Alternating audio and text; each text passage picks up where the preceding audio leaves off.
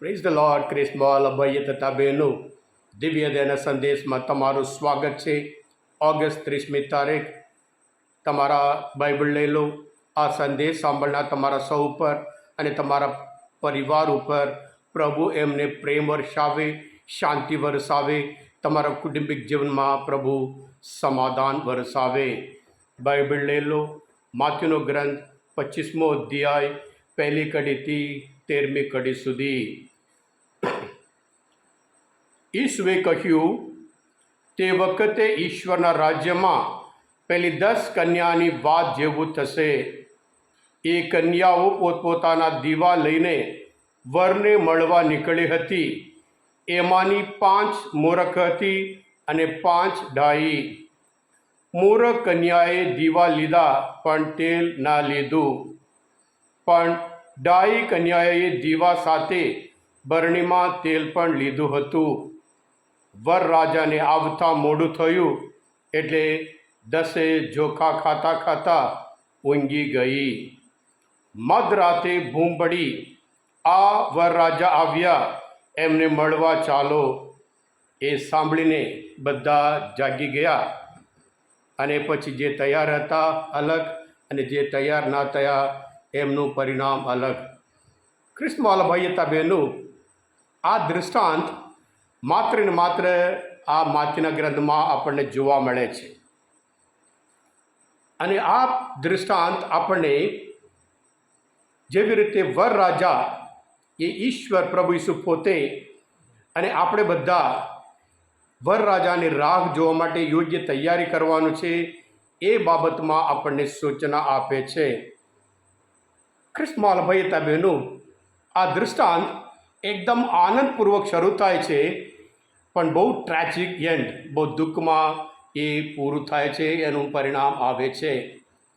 જે તૈયાર હતા તેઓ આનંદ પામ્યા, જે તૈયાર ના થયા તેમનું જીવન દુઃખમાં પૂરું થયું. હા ખ્રિસ્તવાલા ભાઈ હતા બહેનો, પ્રભુ ઈસુ એક વખત ઇતિહાસમાં આવે એ હકીકત અને ફરી આવનાર છે એ પણ હકીકત છે. આપણે બધા રાહ જોઈ રહ્યા છીએ. આપણે તૈયારી સાથે રાહ જોવાનું છે.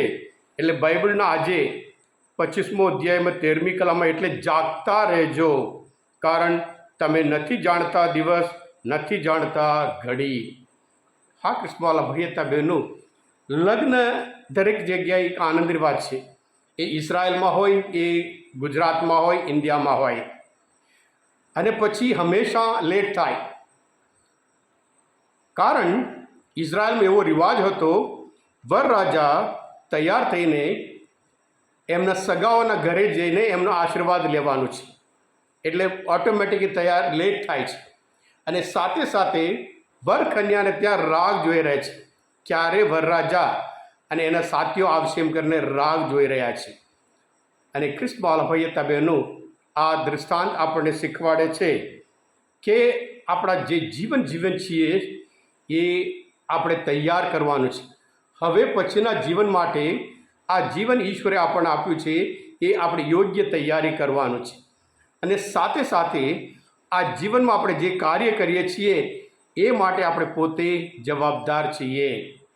આમ દૃષ્ટાંત આપણને કહે છે કે જે છેલ્લું ન્યાય એ આપણે પોતે દોડીએ છીએ. જે પ્રમાણે જીવીએ, જે પ્રમાણે કાર્ય કરીએ, જે પ્રમાણે આપણે ખ્રિસ્તી જીવન જીવીએ એ પ્રમાણે પરિણામ પણ આપણને મળવાનું છે. સાથે સાથે આ દૃષ્ટાંત આપણને શીખવાડે છે આપણે કોઈના ઉપર આરોપ લગાડી શકીએ એમ નથી. હા ખ્રિસ્તવાલા ભાઈ હતા બહેનો, અને આપણે બધા એ જ પ્રભુ ઈસુના પુનરાગમન માટે રાહ જોઈ રહ્યા છે. બાઇબલમાં આપણે દર્શન ગ્રંથમાં 22મો અધ્યાય 12મી કલામાં કહે છે, પ્રભુ પોતે કહે છે, જોજો હું આવી રહ્યો છું, દરેકને પોતાના કર્મ પ્રમાણે બદલો લઈને આવું છું. હા ખ્રિસ્તવાલા ભાઈ હતા બહેનો, સાથે સાથે તેલ, જૂના કરારમાં આપણે જાણીએ છીએ તેલ એટલે અભિષેક કરવા માટે. રાજા સામ્યુએલ માટે કેવી રીતે તેલ લગાડી અભિષેક કરવામાં આવ્યા હતા. અને તેલ એ પવિત્ર આત્મા માટે ઉપયોગ કરવામાં આવે છે. આપણે રોમના ધર્મસભ્યતા 8મો અધ્યાય 9મી કલામાં પાઉલ કહે છે, પણ તમે કોઈ સ્થૂળ પ્રકૃતિ અનુસાર જીવનારા માણસો નથી. તમે તો પવિત્ર આત્મા અનુસાર જીવનાર માણસો છો. આત્મા અનુસાર, કારણ ઈશ્વરનો આત્મા તમારામાં વસે છે. કોઈ માણસમાં ખ્રિસ્તનો આત્મા ન હોય તો તે ખ્રિસ્તનો નથી. એટલે આજે આ દૃષ્ટાંત મનનચિંતન કરતાં આપણે પણ આત્મનિરીક્ષણ કરીએ કે આપણામાં જે પવિત્ર આત્મા આપણે પ્રાપ્ત કર્યો છે એ આત્મા પ્રમાણે આપણે જીવીએ છીએ કે નહીં. કારણ ઈશ્વર આપણે દરેકને પસંદ કર્યો છે. સ્નાન સંસ્કાર વખતે દરેક ઉપર એ પવિત્ર આત્મા સંચાર થયા હોય અને પવિત્ર આત્મા ધોરે એ પ્રમાણે આપણે જીવીએ છીએ કે નહીં, મનનચિંતન કરીએ.